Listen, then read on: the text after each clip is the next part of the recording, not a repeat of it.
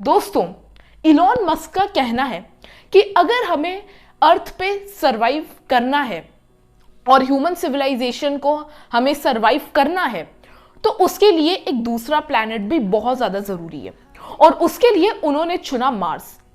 लेकिन मार्स ही क्यों, और क्या ये एक्चुअली में पॉसिबल भी है? वहां पे ट्रैवल करना, अपना घर बनाना है ना, और वहां पे रहना, ये साइंस फिक्शन से कम नहीं लगता फ्रेंड्स। और आज इस वाली वीडियो में मैं आपको स्टेप बाय स्टेप बताने वाला हूं कि कैसे इलॉन मस्क सोच रहे हैं मार्स को कॉलोनाइज करने का, है ना। हम मीडिया का साथ लेंगे और इसमें एजुकेशन एंड विजुअल्स का भी हेल्प लेंगे ताकि हमें आराम से पता चल जाए कि कैसे इलॉन मस्क का प्लान है मार्स पे कॉलोनाइज होना। सभी लोग का पहला सवाल होगा कि मार्स ही क्यों? अर्थ एक वल्नरेबल प्लैनेट है और डर यह है कि इस पे एक नेचुरल कैटास्ट्रोफिक एक मूवमेंट भी आ सकता है, जैसे asteroid impact, climatic collapse and future pandemics. और इससे ह्यूमन एक्सटेंशन का बहुत ज्यादा फ्रेंड्स डर है और ये ह्यूमन एक्सटेंशन का एक कॉज हो सकती है। मार्स इसके लिए एक बैकअप प्लैनेट बन सकता है। मार्स का एक दिन अर्थ के 24 घंटे की ही बराबर होता है। टोटल बताऊं तो 24.6 आवर्स, मतलब 30 या 35 सेकंड का टोटल डिफरेंस होगा, है ना, हमारे टाइम में, जो कि ओके है।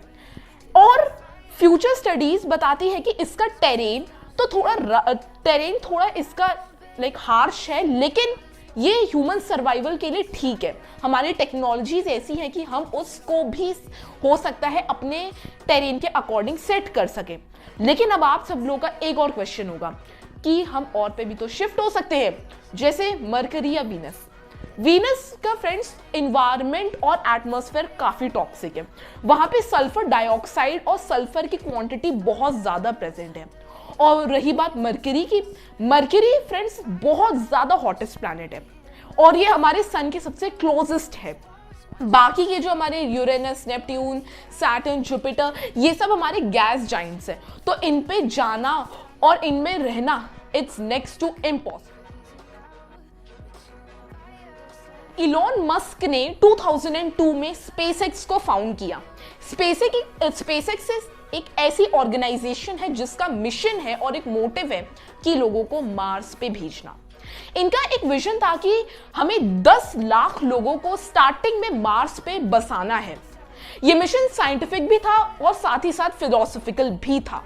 मार्स पे फ्रेंड्स जाना मतलब एक बहुत बड़ी अचीवमेंट ह्यूमन के लिए हो सकती है और इन्होंने माना कि अगर हम स्पेस को एक्सप्लोर नहीं करेंगे और अपने को एक्सपैंड नहीं करेंगे तो दिन पर दिन हम एक्सटेंड होते जाएंगे। हमें नहीं पता कि हो सकता है कि हमारे अलावा भी बहुत सारी स्पीशीज एग्जिस्ट करती हो मल्टीवर्स में, हमें आज भी नहीं पता है। हमें अभी लगता है कि सबसे एडवांस्ड हम ही है, बट प्रैक्टिकली देखा जाए तो ये भी पॉसिबल है कि एक ना तो एक यूनिवर्स में हमसे भी ज्यादा एडवांस्ड लोग रह रहे। फ्रेंड्स, स्पेसएक्स का जो मेन कोड है वो है स्टारशिप रॉकेट। स्टारशिप एक ऐसा रॉकेट है जो कि फुल्ली रीयूजेबल है और ये स्पेसएक्स का एक हार्ट है। इसकी कैपेबिलिटीज अगर मैं बताऊं तो ये 100 लोगों को एक बार मार्स पे ले जा सकता है। ये स्टील का बना है ताकि री एंट्री और हीट को आराम से सरवाइव किया जा सके, क्योंकि मार्स का टेम्परेचर बहुत ज्यादा गर्म होता है डे टाइम पे और नाइट में माइनस में यहां का टेम्परेचर होता है। और जो हमारा जो स्टारबस है, ये एक ऐसा रॉकेट है, एक ऐसी स्पेसशिप है जो कि सबसे एडवांस्ड है अभी तक, और इसको टेक्सास के स्टारबेस पे पहली बार लॉन्च किया। चैलेंज है मार्स तक पहुंचना। मार्स और अर्थ का डिस्टेंस है 55 मिलियन किलोमीटर्स, मतलब जो लॉन्च विंडो है वो 26 मंथ्स पे आती है। अगर ये लॉन्च मिस हो गया तो मौका सीधा 2 साल बाद आता है। लॉन्च विंडो जिसको नहीं पता, वो बेसिकली फ्रेंड्स ऐसा एक टाइप का सिस्टम होता है जिसमें कोई भी प्लैनेट एक स्पेशल ऑर्बिट में आता है अपने, और वहां से उस तक पहुंचना थोड़ा पास पड़ जाता है और थोड़ा इजी भी होता है। मार्स का जो एटमॉस्फेयर है वो अर्थ से काफी डिफरेंट है, बहुत ज्यादा इसमें ग्रेविटी कम है और फ्रिक्शन भी बहुत ज्यादा कम है। तो जो हमारा रॉकेट होगा, हमारा जो स्टारशिप रॉकेट होगा, उसको लैंड करवाना काफी मुश्किल होगा और उसकी स्पीड भी कम करना काफी मुश्किल होगा। तो सबसे ज्यादा चांसेस है कि वो मार्स के एटमॉस्फेयर में एंटर करते ही ब्लास्ट हो जाए और ये बहुत ज्यादा हमारे लिए डेडली हो सकता है। दोस्तों, मार्स पे ऑक्सीजन एग्जिस्ट नहीं करता है।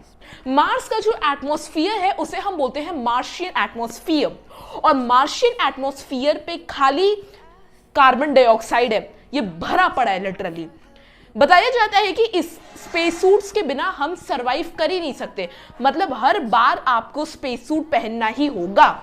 मार्स का जो टेम्परेचर है वो -60 डिग्री रात में भी पहुंच जाता है और दिन में तो बहुत ज्यादा फ्रेंड्स गर्म हो जाता है और इसमें बड़े बड़े सैंडस्टॉर्म्स भी आते हैं।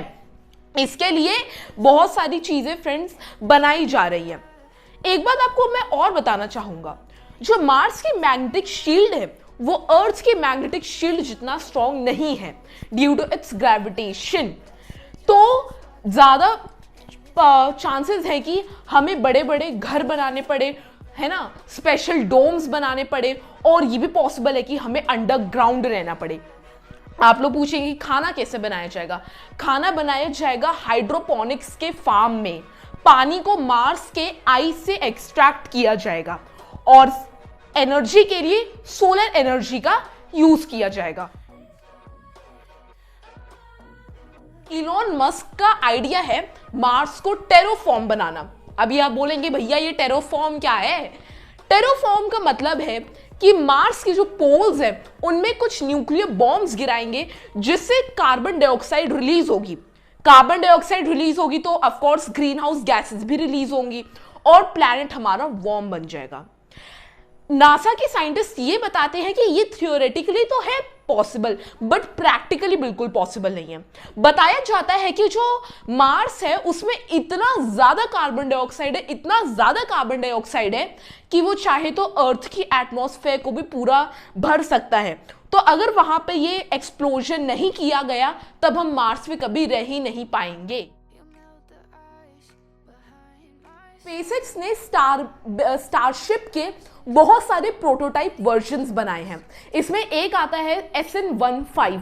SN15 सक्सेसफुली हमारे मार्शियन एटमॉस्फेयर में एंटर भी किया और लैंड करके उसने उस लैंड का एक बहुत बड़ा एक एनालिसिस किया और एक सर्वे रिपोर्ट भेजी हमारे स्पेसएक्स को। स्पेसएक्स का प्लान है कि एक ऐसा कार्गो रॉकेट भेजेंगे जिसमें सोलर एरेज, फूड सप्लाईज, है ना, एंड बेसिक नीड्स होंगी जो कि लाइफ को सस्टेन करती हैं, और 2030 में इंसान जाएंगे मार्स पे। प्लान के मुताबिक अगर 20 साल बढ़िया जाते हैं तो हो सकता है 2030 तक हमें हमारे जो एस्ट्रोनॉट्स हैं और हमारे जो 10 लाख लोग हैं वो मार्स पे दिखे चलते हुए। कई लोग इलॉन मस्क के मिशन को एक डिस्ट्रैक्शन मारते हैं। वो बोलते हैं कि अगर हम क्लाइमेट क्राइसिस, पॉवर्टी और इन सब को अगर हम इंप्रूव करेंगे तो हम चाहे तो अर्थ पे भी रह सकते हैं। But here is a main question for you, जो कैटास्ट्रोफिक इफेक्ट्स आएंगे, आपको थोड़ी पता कि आपके ऊपर एस्टेरॉइड्स भी गिर जाए। भैया एस्ट्रॉइड्स तो एक नेचुरल पार्ट है ना हमारे स्पेस का, हम उसे थोड़ी कंट्रोल कर सकते हैं। हम भैया कितने डार्ट मिशन लॉन्च कर देंगे उस एस्ट्रॉइड को फोड़ने के लिए या उसका पाथ बदलने के लिए।